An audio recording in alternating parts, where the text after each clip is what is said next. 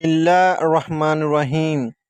ایک دن شیر شاہ سوری کے سامنے ایک قتل کا مقدمہ پیش ہوا جس میں قاتل کا سراغ نہیں مل رہا تھا۔ یہ قتل اٹاوہ کے کسی علاقے میں ہوا تھا۔ شیر شاہ سوری نے مقدمے کی سماعت کی۔ اس نے ایک وزیر کو حکم دیا کہ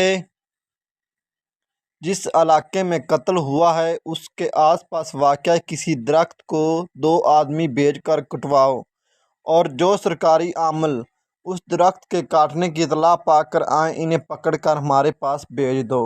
وزیر نے شاہی فرمان کے مطابق 2 آدمی درخت کاٹنے کے لیے موقع واردات پر بھیجے۔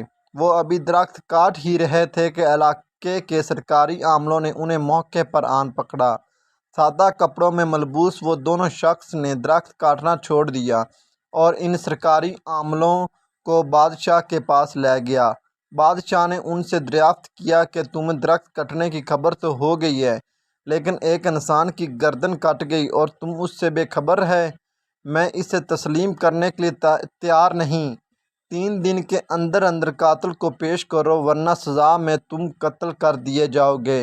ان کے جسم پر لرزہ طاری ہو گیا اور تیسرے دن کا سورج ابھی طلوع بھی نہ ہوا تھا کہ قاتل شاہی دربار کے دروازے پر زنجیر و سلاسل میں جکڑے ہوئے حاضر تھے۔